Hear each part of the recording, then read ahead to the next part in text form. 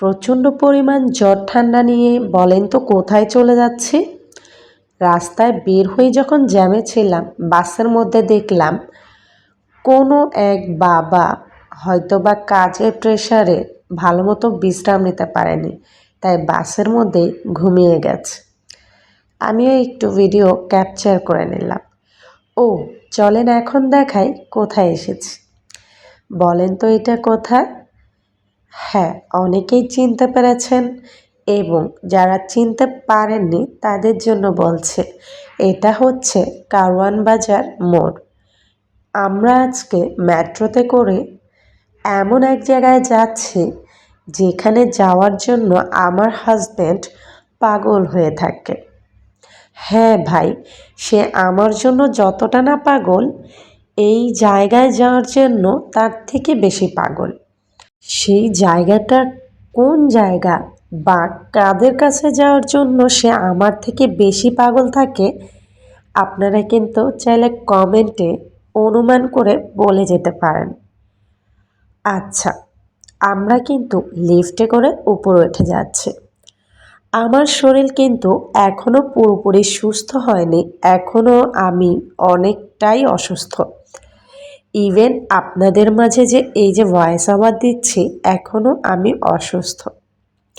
আমার জন্য আপনারা দোয়া করবেন।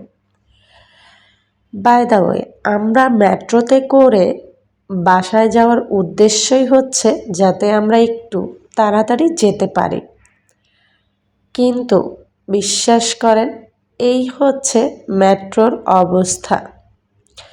আই মিন, এত পরিমাণে রাশ ছিল, আমরা ভেবেছি সিএনজিতে করে গেলে হয়তোবা জ্যামের কারণে আমাদের লেট হবে, কিন্তু আমরা আরও এখানে এসে ফেঁসে গিয়েছি।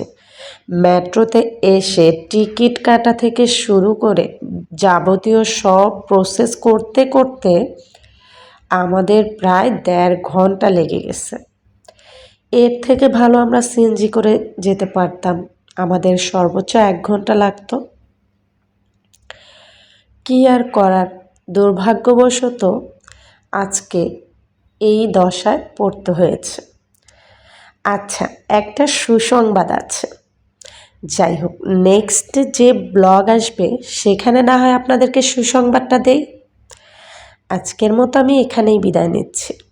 আপনারা অনেকেই আমার ভিডিও দেখেন, আপনাদের কাছে আমার ভিডিওগুলো কেমন লাগে অবশ্যই কষ্ট করে কমেন্টে এবং রিয়েক্টে বুঝিয়ে দেবেন। দয়া করে পেজটিও ফলো করে দেবেন। আজকের মতো বিদায় নিচ্ছি। আসসালামু আলাইকুম। আল্লাহ হাফেজ।